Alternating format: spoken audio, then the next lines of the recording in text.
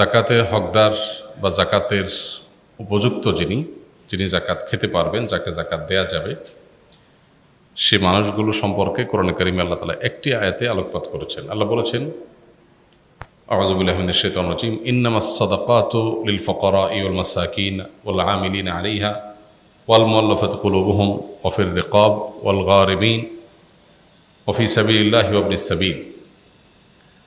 এখানে ৮টা শ্রেণী মানুষের কথা বলা হয়েছে যারা জাকাতের হকদার বা যারা জাকাত পাবে। সে ৮ শ্রেণীর ভিতরে প্রথম শ্রেণী হলেন যারা ফকির।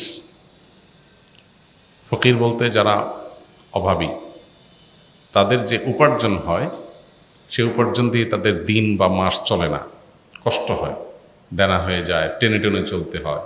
অর্থাৎ তাদের যেটা আছে সেটা দিয়ে তাদের একান্ত বেঁচে থাকার যে নিড প্রয়োজনীয় সেগুলো পূরণ করতে তাদের কষ্ট হয়। এরকম মানুষকে জাকাত দেয়া যাবে। আরেকটা হলো যে আল মাসাকিন, দ্বিতীয় শ্রেণী হলেন যারা কিছুই নেই, একেবারে নিঃস্ব, তাকে তো জাকাত দেওয়াই যাবে। ফকির এবং মিসকিনের সংজ্ঞা নিয়ে ভিন্ন রকমের সংজ্ঞাও আছে, মত পার্থক্য আছে, কিন্তু মোটা দাগে এই দুইটা শ্রেণীর ব্যাপারে কোনো মত পার্থক্য নাই যে জাকাতের হকদার প্রথমত যাদের কিছুই নেই, একেবারে নিঃস্ব তারা, দ্বিতীয়ত যাদের আছে কিন্তু যেটা আছে সেটা দিয়ে তার চলে না। এই চলেনার মানে কি? চলেনার মানে অনেকের মাসে ১ লাখ টাকা স্যালারি দিয়ে তার আসলে চলে না। কেন চলে না?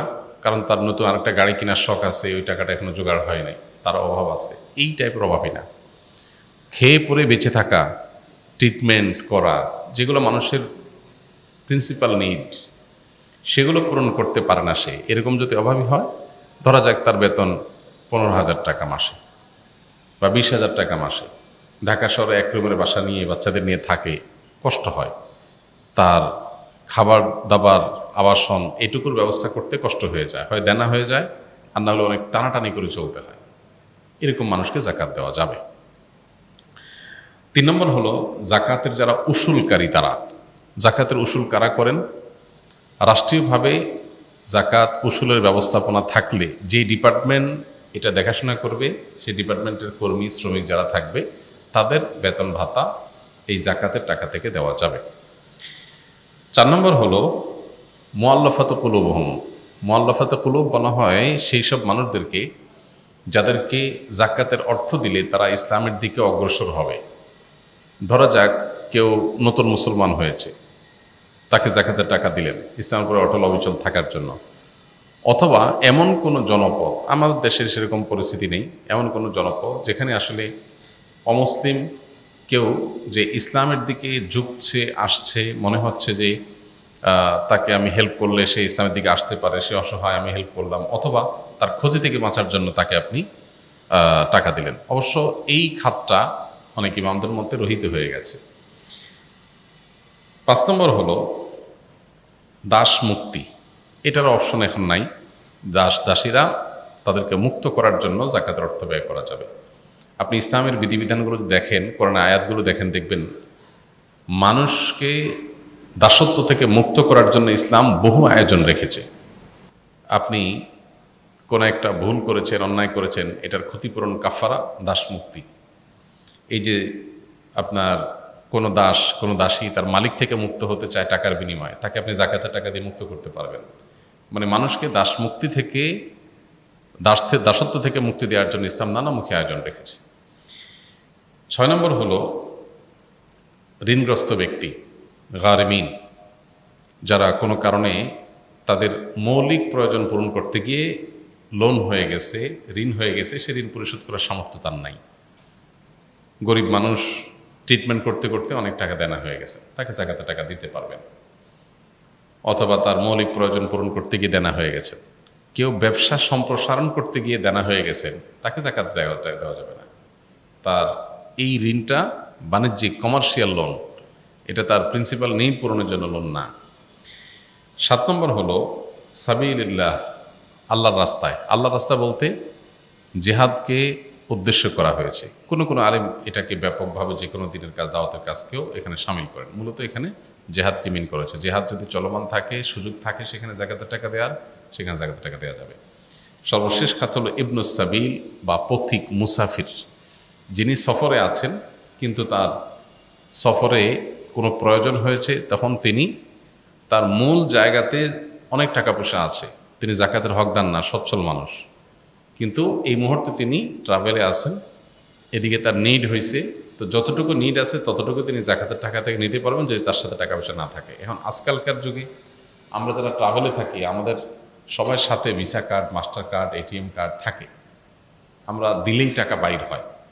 তো এরকম যদি হয় যে আমার আসলে নিড পূরণ করার ব্যবস্থা আছে, তাহলে আবার আমি মুসাফির মানুষ জাকাত খাওয়া শুরু করে দিলাম, এটা করা যাবে না। এটা হলো তখন যদি আপনি সফরে থাকেন, বিপদে পড়ছেন, নাই আপনার কাছে এই মুহূর্তে সম্পদ দূরে আছে, তাহলে যতটুকু নিড আছে ততটুকু আপনি নিতে পারবেন। এ হলো মোটামুটি জাকাতের খাতগুলো। এর মধ্যে অন্যতম প্রধান বা মূল হলো গরিব অভাবী মানুষ, যাদের আসলে একেবারে মৌলিক প্রয়োজনগুলো পূরণ করার সামর্থ্য নেই। আমাদের দেশে অনেকে জাকাতের টাকা আমরা দেই, কিন্তু খুব ভালো করে ইনভেস্টিগেশন করা ছাড়া, যাচাই বাছাই করা ছাড়া আমরা তাকে জাকাতের টাকা দিয়ে দিই, এতে জাকাত আদায় হবে না। আপনি এমন কোনো মানুষকে জাকাতের টাকা দিলেন, তার আসলে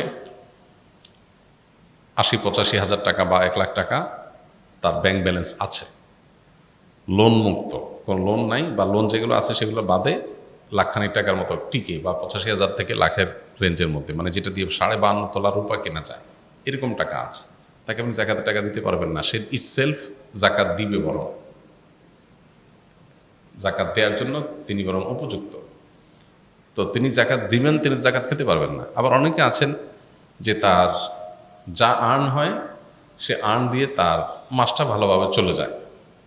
হ্যাঁ, অনেক কিছু করা দরকার, সেটা করতে পারতেছে না, অনেক শখ আছে, স্বপ্ন আছে, একটু ওয়াইফকে নিয়ে একটু বিদেশে ট্রাভেল করতে যাবেন, এটা একটা নিড কারো থাকতে পারে, তো এটার জন্য আপনি জাকাতের টাকা দিতে পারবেন না। কারোর হয়তো সবই ঠিকঠাক মতো চলতেছে, কোনো অসুবিধা নেই, ছেলেটা বিদেশে পড়ালেখা করতে যাবে উচ্চশিক্ষার জন্য, এটা কোনো প্রিন্সিপাল নিডের মধ্যে পড়ে না, আপনি এর জন্য জাকাতের টাকা দিতে পারবেন না।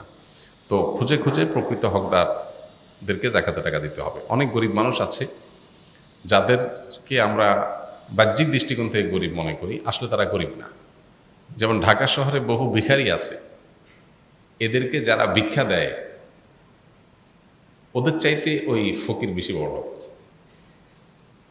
আছে না? এরকম যে ভিক্ষা যে দিচ্ছে সে বড় অভাবী ওই গরিব ফকিরের চাইতে, কারণ ফকিরের হয়তো ঢাকায় 1-2টা ফ্ল্যাটও আছে, আর যে দিচ্ছে বেচারা হয়তো 10,000 টাকা বেতন। তো এই জন্য আজকালকার যুগে এগুলো খুব জটিল। আমরা আসন্না ফাউন্ডেশন থেকে সেজন্য জাকাত বন্টনের ক্ষেত্রে প্রত্যেক হকদারকে একটা ফরমের মাধ্যমে তার সমস্ত ইনফরমেশনগুলো আমরা নিই, তার স্থাবর অস্থাবর সম্পদ, উপার্জন, খরচ সব। এরপরে প্রত্যেকটা কেস এই ফরমের তথ্যগুলো আবার একজন করে ফিল্ড ভিজিটর যে একটা একটা করে তথ্য মিলান, ইভেন সেখানে জিজ্ঞেস করা হয় তার বাসায় ফ্রিজ আছে কিনা, এসি আছে কিনা, টেলিভিশন আছে কিনা, কি আছে না আছে সব অ্যাসেসমেন্ট করা হয়। এই কাগজে অ্যাসেসমেন্ট যেটা, সেটাকে আবার ফিল্ডে একজন মানুষ কে কোথায় যাবে কেউ জানে না, র্যান্ডমলি কাউকে পাঠানো হয়, সে যে সব তথ্যগুলো একটা একটা করে ভেরিফাই করে তারপর আমরা জাকাতের টাকা খরচ করি। তো ব্যক্তিগত পর্যায়ে যারা জাকাত দিবেন একটু জেনে শুনে যাচাই বাছাই করে তাদেরকে দিতে হবে।